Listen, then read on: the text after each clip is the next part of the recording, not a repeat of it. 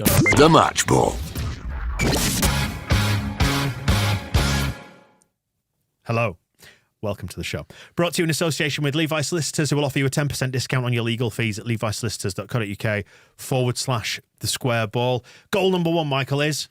Wills. Goal number 2 is? Probate. Goal number 3 is? Conveyancing, I guess. That's just the big 3, but they do loads more stuff, don't they? Litigation. Yeah. Commercial litigation. Commercial disputes. All sorts of stuff. Employment law. Yep. Check out the website for details and get a 10% discount. levisolicitors.co.uk/the square ball. Dan, Michael and Moscow here for a reaction show live on YouTube for our TSB Plus members. Get exclusive access to this for Norwich 2, Leeds United 3. It's fun in the end, that, wasn't it? That was great, wasn't it? Never in doubt. Are you happy? It's funny you say never in doubt. I was already talking myself into the Southampton thing of going, well, last time we lost, we just went and won the next 2. And we've got 2 games quick succession again, 2 winnable games, fine. We get 6 points out of every 3 games. You break that down, it's all absolutely fine. But instead we just won, which was a hell of a lot more fun. 3rd in the table, Moscow. How'd you like them apples? It's too early in the season to be thinking about the table. Just be thinking about beating Norwich. Which we did. So talk me through the game from your perspective. That was great. First goal was shit, going behind, didn't like that. Was every minute of it great? Did you love every last second of that? Second goal wasn't very good either, was it? Lots of we didn't see it. Yeah, we've since seen it on someone filming on a screen on Twitter. The radio temporarily lost coverage, didn't it, when just as that was going in. But which was in a way good because it meant I was less upset by it. Yes, there was plenty of time for the coverage to happen because it seemed there was plenty of time for one of the million Leeds players around that fella to stop him from scoring. Simple things. But now we can look back at it and laugh. Didn't he just set up the second half beautifully? I think I did say at half time, and as it has been pointed out, that Bryn and Tony DeRigo, I believe, on LUTV, joked about it being a brilliant second half comeback, and it materialised. I said the same at half time. But it's probably the stopped clock theory. I'm not going to claim any credit for that whatsoever because I don't influence Leeds United. It was I'd just like to stress. It was a fine, detailed and efficient tactical master plan that Farke executed in the second half. So we should have known once he decided to just stick all the really good attackers on at once. And Pat Bamford, eh? Oh, come on. He did some good stuff too. Then it was only a matter of time before we romped to an emphatic victory. I mean, that is one advantage we do have in this league now, that we've got like 4 or 5 really good players that we can just put on the pitch at once. I mean, how many was actually... So it ended up with... up front was Bamford and Rutter, with Somerville and Peru behind them, with Gnonto and Dan James either side. Yeah, as wing backs. So that's a front 6 by my count. I know, like Dan James was sort of technically left backish. He was left backish, but wasn't he was just up front. And then there was even in that, so we had Ampadu sitting in front of Archie Gray, who is not a defender, although he's pretty good at it today. Was difficult, but he's tired. Roden and Strauch. And then, I remember watching it at one point. Pascal Strauch up near their corner flag, getting some bits of football up there. Who actually is at the other end of the pitch? Melier getting lonely, but it worked. James is just saying in the YouTube comments that he put a wedge on the lads to win when we went 1-0 down. Easy money. Moscow, report back on your winnings today. Well, I have I mean, don't gamble, kids. It's bad. As Michael's lost money. So that's £5. That's the moral of the story. My standard £5 on the opposition. The other thing is I won money because I put a £5 on us before the game, another £5 at... I mean, this is chasing losses. Don't do this. He's having great faith in Daniel Farke. Except when it works. A £5 at 1-0 and a £5 at 2-0. It's kind of the way and that's when I generally stop throwing good money after bad. But yes, that paid off today, so that's pretty...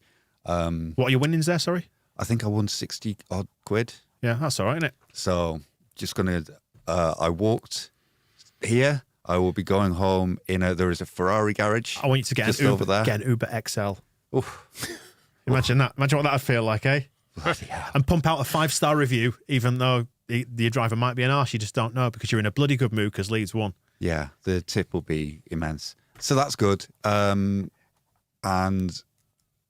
what else have we got? Well, I was going to say, I made extensive notes in that first half, all the way up to half time.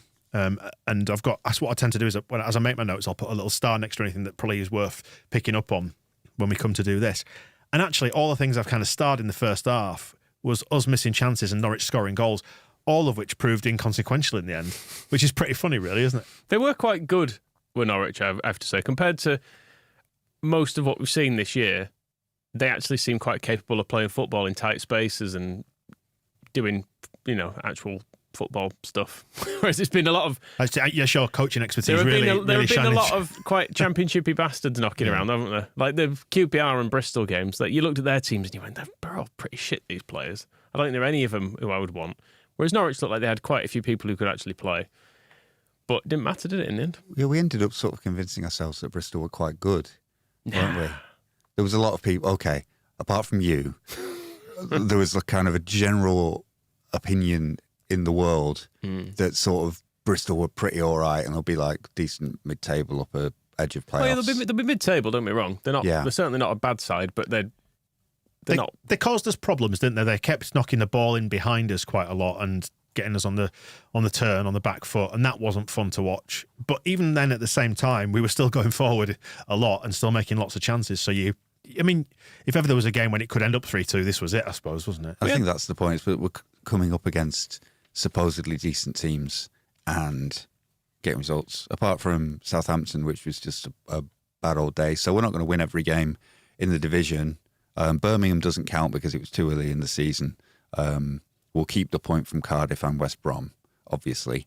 But I think we should campaign for the Birmingham City game to be scrubbed off just because we weren't ready. Replay it. I think we should replay it. Yeah, we'll have another go at them now with see what Wayne Rooney's doing with them. Let him get embedded and then we'll dismantle them in a way that we could not when they had their good manager, Eustace. So the thing is, Norwich hovering around the playoffs, and we're still just like, yeah, fine, we'll struggle. Because the problem with the first half basically came down to we just didn't do what we were trying to do well enough. We had chances in the first half, like plenty of them. There was the Carrow one was probably the pick of them, wasn't it? Where you just want him to wrap his foot around it, and it doesn't, and it just kind of goes. He just knocks it wide. But there were others. There was the Kamara one where he dragged it across. There was a Rutter one where he dragged it the other way across. Dan James over the angle of crossbar and post by about 30 metres. Yeah, it was not that close in the end. I made a note actually at half-time. Half-time XG was 0.52 to 0.62. So pretty close first half, but we were certainly in it, and we didn't deserve to be two down. Ultimately, we just went out and steamrolled them, didn't we? We just chucked everything at it, went out, steamrolled them because we had just loads of good attackers to bring on. And you could say we got back into it in slightly fortunate circumstances because essentially came from Dan James having a terrible touch, but then Dan James being fast enough to get onto his terrible touch. No, he cushioned it perfectly into his own path. I'm not having it as a terrible touch. Dan James knows better than any of us how fast he is and whether he can get to a ball before it goes over the byline. I think when you look at the replay, it's not even close to going out. I think he's fully in control of the situation in ways that I know evidence suggests that he often is not. He was fully in control of the way he went over those advertising hoardings as well. As the ball goes in the net, he's just disappearing into the stand. Yeah, he's letting the football do the talking. He's like, I don't need to be present for this. But there's something in that goal as being the one that got us into it. Of the Kamara chance was beautiful because he's played that in. There's the 1-2 with Rutter to get him there, and he's got the hit the target and it's a goal and it would be great. So it's all very precise. But then when it comes down to it, it's Dan James that's banging the cross in the 6-yard box, hits the keeper, hits their defender and goes in. And it's kind of the proverbial one off the arse, isn't it? Except it was his face, but it being Duffy of Norwich. There's a kind of brute... Can't tell them apart. Brute force. He might be a handsome man. I'm sorry to his family. Probably not what you think of with Dan James, but just, if you know what I mean, just his presence and speed, just being there, I think he's going to just get us quite a few goals in this league, even if it's not always the most considered and finessed cross or whatever. Just the fact that it's there and he's quick and he's getting in behind people at this level, it can be enough, can't it? Yeah. I think it seems to be plenty. Yeah, he's racking up the numbers, not counting today because they've not been updated, and I don't know exactly. So I guess he got one assist today. That would be his 5th and a goal. So that's pretty good, and that's more. So Rutter also had 5 going into today. Did he get an assist today? What happened for our goals? There's a lot of chatting. Well, in the YouTube, we'll come onto the equaliser in a second. So I think we dealt adequately there with the 2-1 goal. But there's a lot of chatting in the YouTube comments on the stream about Ruta being a good link man, and actually we should get Johnny Cooper to have a look into pre-assists. He did get an assist. Key passes. Because he played a really, really good early pass for Somerville for the equaliser, because he could have spent time on the ball there and started running with it himself, but he just saw it was on and just knocked it straight out of he was kind of at the left back. He was probably playing left back at this point because we'd had all the attackers on. But yeah, he was down in the left back position, hit it a really good, really nicely weighted pass really early. And Somerville he tortured him a bit, didn't he, really? Which was great. Well, I was going to say, sorry, go on, Moscow. And then he put it in the net. Yes. Well, there are a number of people asking about your man of the match. You'd go for Somerville, wouldn't you? He was an absolute menace for them today. Yeah, for them. For us. He was playing for us, but he was a menace to them. To them, yeah. Yes. I mean, 2 goals. Really nice goals, too. The one that was... no, it was the winner. Hang on, it was the winner, wasn't it, where Ruta passed it? It was the big curler from the corner. The second one was off the corner, Let's rewind and go back. I've lost track of which was which. Let's go back to the discussion that we had in here about that equalising goal when it went out for a corner, and you were useless at corners, didn't you? Yeah, we are. But we didn't put that one in the box because it wasn't working. That's what I meant. I meant the ones we were putting in the box were useless today. Yeah. No, they were all sort of getting in there. They weren't the traditional Leeds headed out of the near post corner, but they were just better than us. I did think when they scored from a corner after 2 minutes as well, that was because Bristol didn't create anything apart from corners, did they? And then they go and score after 2 minutes. I was like, this isn't very fair. Felt mean, didn't it? Yeah. We'll have to wait and see how much post-match chat there is from the Canaries about their disallowed goal from the corner, where Duffy had it clean in and the referees whistled straight away for a foul. Well, he saw it early, Moscow. I think we have to trust his judgment. What did he see? Well, I don't know. It was enough for him to blow his whistle promptly. He was and disallow the goal. very early in spotting the thing that nobody else saw even on a slow motion. To be fair, there was only one replay on the radio, and the way that they were describing it didn't make it sound like there was a foul there to be given. Maybe someone else will have more information and will know what they are, or it will just be an extra little layer of hilarity if it was disallowed unfairly, because I think that would be great. Now, we haven't dived into the post-match comments just yet. I'll have a look at those in a minute, but Lucas is just saying on the stream that Somerville says that Farke told him just to shoot in the second half, which is, I mean, where's he getting his ideas from? I've been here the whole time and I've been overlooked. just fucking shoot. Yeah, do. It works, doesn't it? Particularly if you get them towards the net and the keeper doesn't save it. Yeah, which is, he did put them right in the corners, did Somerville, which was good. Yeah, so let's run through the goal thing, because we are kind of going all over the place here. So 2-1 was the precise cutback from Dan James after a precise touch into his own path. Then the actual note before the equaliser that I made is when they got a free kick just for somebody tripping over his own feet when Archie Gregg. Oh, yeah. Remember that? That was the ref funny. was looking straight at that as well. I would say it was all set up for like a scum conspiracy for the referee as well, because he was called Busby, wasn't he? So you're like, he's the bloody grandson of a scummer. Yeah. Of course he's giving them. But no, it was... you really want to stray into that territory this afternoon of all afternoons? Well, maybe not. Yeah. But yeah, I mean, he was looking at that as well when it showed the reverse angle of it. You can see the referee watching as the Norwich player just falls over and he goes, yep, definite free kick. Gray doesn't even put a tackle in. But anyway. And then my 70-minute note, which is 5 minutes after that, is kitchen sink. I just wrote down at 70 minutes, which is when we just chucked everybody on. I went, okay, what's he doing with the subs? Interesting. And then you saw what we were doing seconds later, because it was 2-2, wasn't it? That was the Somerville one from the shit corner that you hated. No, so don't do that. No, I liked that. Bendy shot. It was nice, that wasn't right it? in off the post as well. Was it the winner where you said there was somebody in the Norwich end who was just stood there? Yeah, someone behind the goal. You can see someone clapping as it goes in. I don't know if it's it doesn't look like sarcastic applause though. It looks like he's going, actually, no, fair play. You couldn't sarcastically applaud that goal. Oh yeah, good one. You've come from 2-0 down. Yeah, you must be proud. Well, of yourself. impressive. Well done. Pathetic. I don't know if it's just in that way that you get pissed off at your own team sometimes. Maybe they were, I don't know, listening to something on their headphones. We've had some clarity from Arden, by the way, in the comments, who's just saying that the Norwich player was grinding on Melier on the disallowed goal. Okay. Which, no grinding, please. It's inappropriate, isn't it? What was Melier saying while this was going on? Mais non. No, please do not grind on me. I don't see nothing wrong with it. If there'd been some bumping, then You're straying into some strange areas today, Michael, because that's an R. Kelly reference. Oh, yeah, isn't it? if Yeah. there'd been some bumping, then there ain't nothing wrong with it. But Would you say we pissed all over them? the grinding on its own could not be allowed to stand. So good on the ref. Yes, Ben has put it slightly more eloquently and said it was a foul on Meslier, being held and backed into. If only Harry Kane had done it, it would have been perfectly fine. There's a very famous bit of NFL coverage where where they make the referees say what the players have done. They've got a microphone and they have to stand and go when two players have been kind of grappling. One of them goes to he gets to the point and says it's a foul against whoever it is. He was giving him the business. And so I think that's also maybe that's what was going on, that the Norwich player was giving Meslier the business, so it had to be ruled out. You can't be giving people the business in the goal mouth.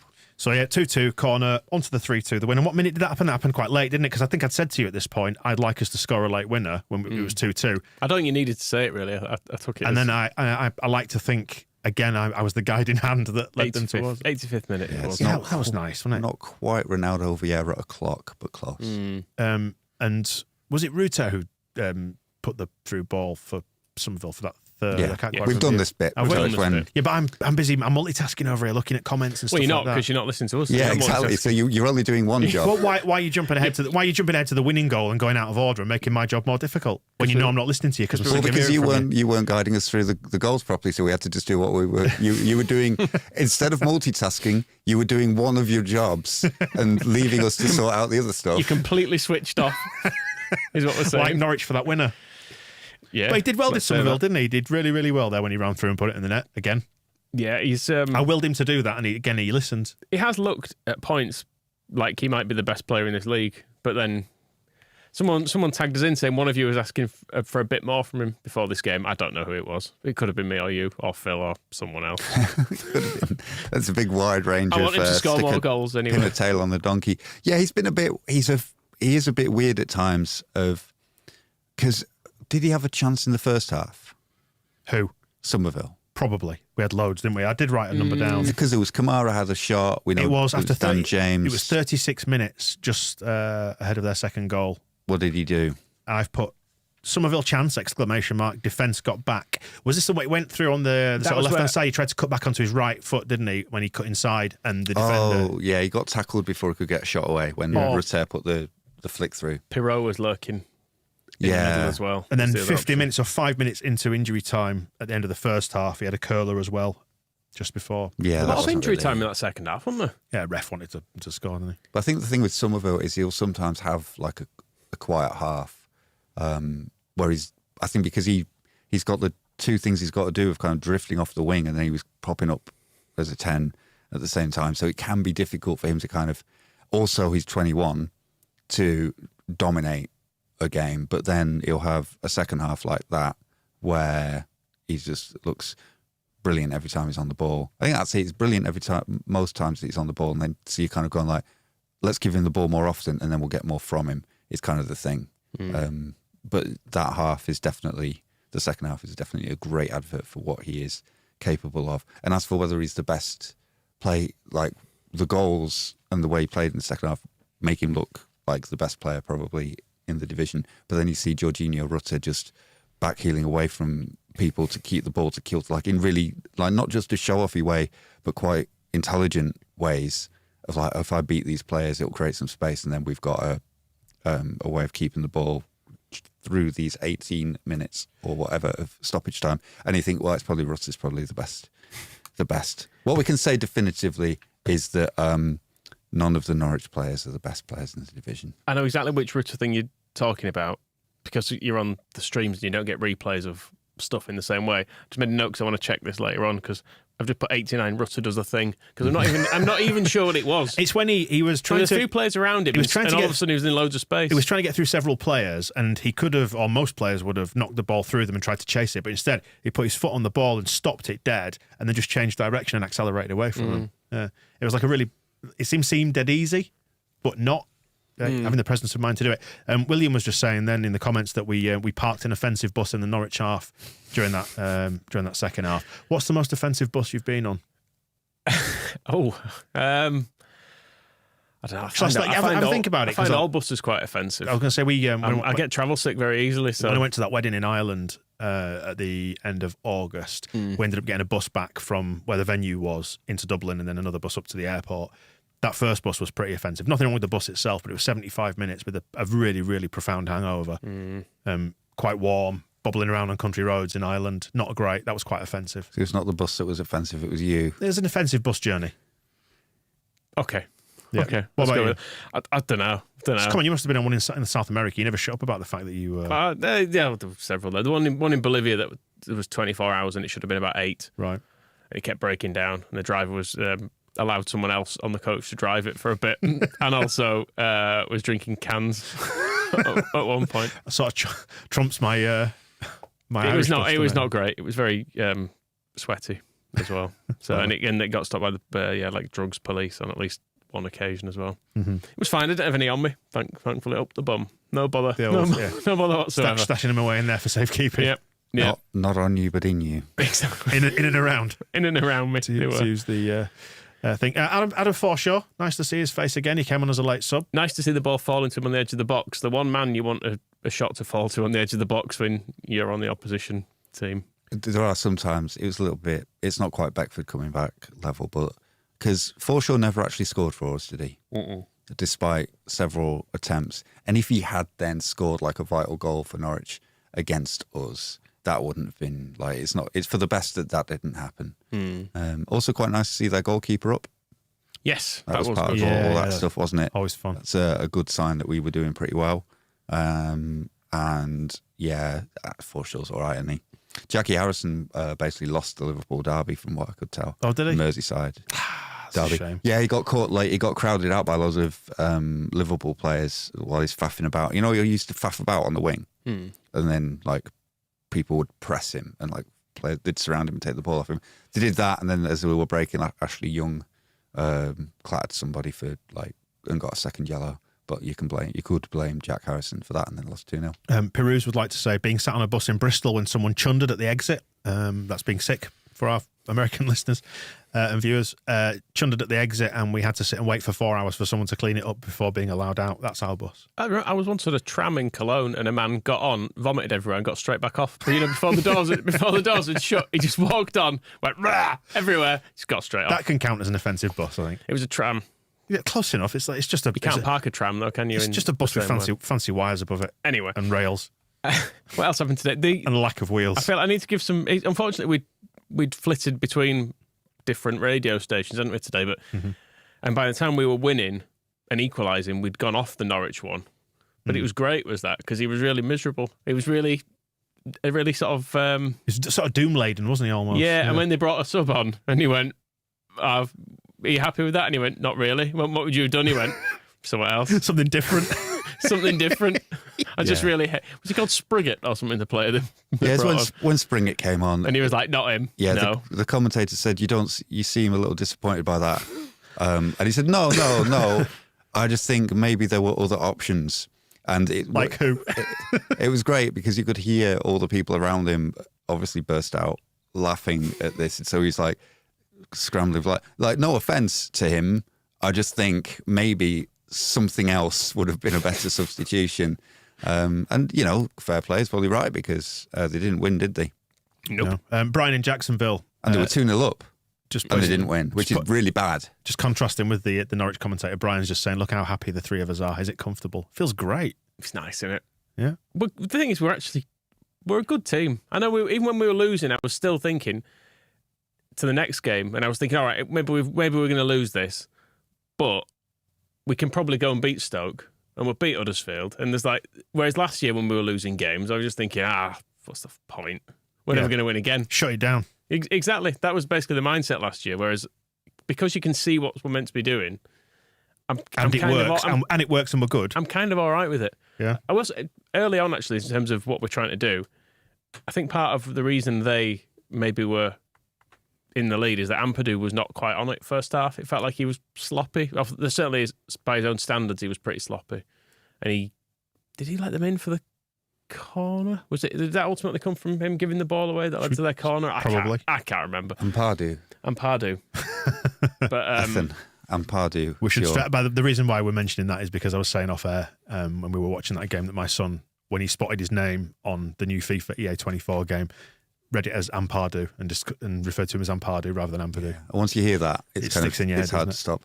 Yeah, I wonder about what's going on with Ampadu, because we were kind of saying against Bristol, or I was, that him and Kamara doesn't seem to have quite settled to the same standard as him and Gray. And Archie, it's a bit funny with old Archie young Archie being flogged by England over 3 games, and Daniel Farke saying, well, we can't be doing this to him, and then shoving him out at right back again at the start of another 3-game week. It's going to be interesting to see what the team is against Stoke and Huddersfield, because you can't be giving Archie Gray can't be playing 6 games in 2 weeks at right back.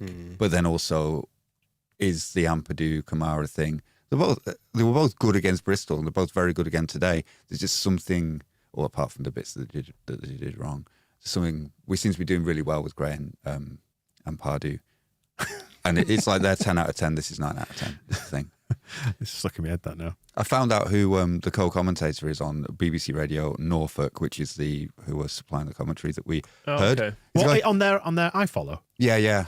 That's weird. It's Adrian Coote, who played 54 games for Norwich between 1996 and 2001, and then went on to Colchester, Wivenhoe Town, Dereham Town, Wroxham, Dereham Town, Galston and Carpathians. It's a Northern Ireland international. The quote on his Carpathia, isn't that where Dracula's from? The quote on his Wikipedia page says, Coote, who is now a sales manager for Bright House, said, I did have some injury problems. I just fell out of love with football and I'm now moving on with my life, which is a good life. That was 2009. Bright House, is that not the people who 38% APR? Yeah.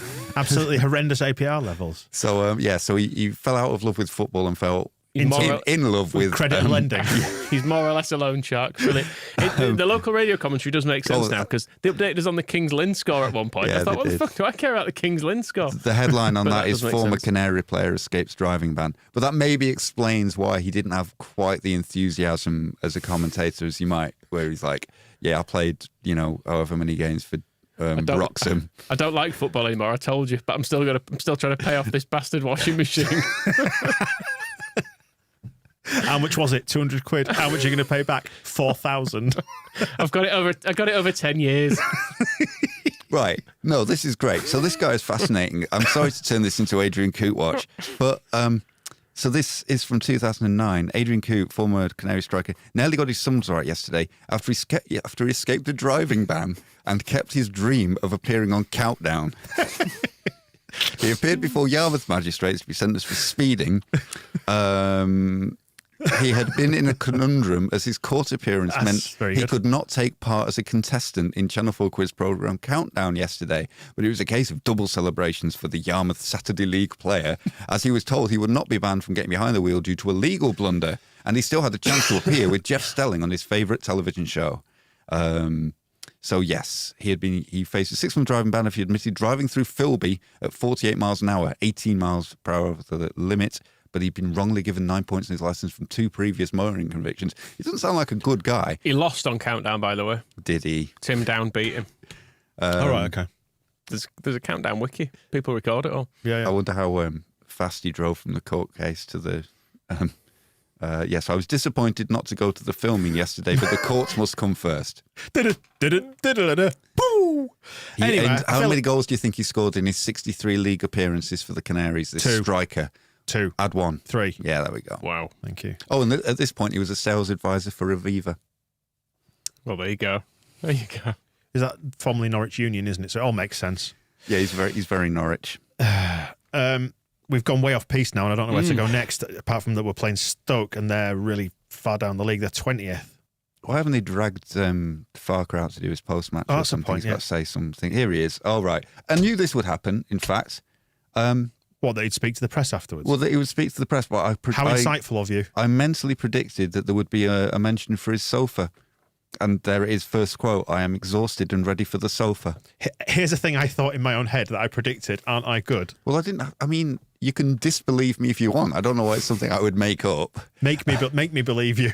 All right, well, it happened. All right, fine. And yes, because it's one of his themes. Well, maybe if the Daniel Farke mugs ever go out of fashion and stop selling, maybe we hook up. They are coming back in stock this week, by the way. Maybe we hook up with Coots. Can I just ask? Sorry. And we start selling Daniel Farke sofas at ridiculously high rates of interest. Is that our best ever selling mug now? Probably is. Yeah. I don't know. Some of the Bielsa ones. Yeah, because obviously there's a long tail on that, but it's the quickest selling mug anyway, isn't it? Yeah, definitely. The squareball.net, if you fancy one of those. I'm exhausted and ready for the sofa, yeah, is the comment that he said. It was a really good advert for the championship, good goals, an emotional turnaround. In the end, we deserved the win. Happy with the... says he was happy with the first half, should have taken chances, and he's right, isn't he? Some of the defending wasn't good enough, but says it was a massive 3 points. And the next bit about how he changed it is good. Go on then, you read that because it's not on my screen yet. I got the feeling that I'm not happy with the draw. I want to win this game. It's why we changed to 3-5-2. I wanted to go for it. The gut feeling was, today is our day. It was really a very attacking 3-5-2 as well, because Ampadu still appeared to be playing in midfield when it was going on. And I was confused by the shape because Dan James was still playing on the left wing, and then Gray was kind of moving into midfield. Yeah, and the whole thing was... it went really shapeless actually then, because they made a load of changes as well to try and hold on to it. And then I think by the time they were bringing players on, we'd already equalised, and it felt like it was all just chaotic on both sides. Like no one had kind of planned for that to be their team, but it was just playing out on the pitch. Somebody's done our job for us here. Sean has found out on whoscored.com, internet charlatans whoscored.com, 2.4 key passes per game from Ruter, plus 4 assists and a goal in 9 games. Smoking, he says, like Jim Carrey in The Mask. He's great fun, isn't he, Ruter? Yeah. I love him. So the sofa thing, I'm looking into it now, a bit of research, because you remember the other day when whoever we beat a while ago, and he said he was looking forward to celebrating with a cup of coffee and a slice of cake on the sofa. And then there has been other, I'm sure after the other game, he's like, and then, so against Manchester City, while he's a Norwich manager, talking about somebody hopefully enjoyed the game versus Wickham with a little cake on the sofa. And then there's asked if he would celebrate a game in 2019, asked if he would celebrate I'm too old to celebrate. I'll be heading to the sofa. We have training tomorrow. Maybe a piece of cake. So he's got a line, hasn't he? He's got a little catchphrase. Yeah. I wonder if he's got another one. Have you seen the next comment that's popped through on Twitter? Thanks to Phil for doing hard work here. Crescenzio's a baller. He's described him as, which I love that. This is actually where we need flames in the chat, and we need an air horn sound effect. It's a joy to watch him. The thing we always speak about is we want him to improve his productiveness. That's how he finds the next step in his career. Good. With us, presumably. What a lovely day. It's been super, hasn't it? Let's have a look at the Premier League. What's going on there? Didn't get my 20-minute text from Phil either as well. He always promises to send me one. Still doesn't. He's not actually ever sent me one, but he did say love it just now in response to me saying piece of piss. So Phil's happy. Bournemouth still not won a game either. That's a shame. Looking at the Premier League. Oh, what a crying shame. Sinisterra not even on the bench, it seems, today. We've got a request. Did you request, Michael? Voice requests? I mean, possibly. It depends what it is. Brian is saying that he needs you to say, as Farke, I'm headed to the sofa with a slice of cake. Yeah, I'm just heading to the sofa with a slice of cake. Thanks, Michael. There you go. He deserves it as well. It's nice to like a manager, isn't it? Yeah, it's nice to like the club again. On the forthcoming international break, this is March 2019. You're digging deep into the Farke admits it will be a case of lying on the sofa and praying for 2 weeks that everybody comes back uninjured. Yep. This sofa must be amazing. I think we've run out of steam now because we're just on too much sofa chat. I've only got to 2019, so there's still quite Why don't you go away and do that and not do it on here? Fine. Thanks for watching. Thanks for listening. He's gone. See you in a bit. The Match Ball.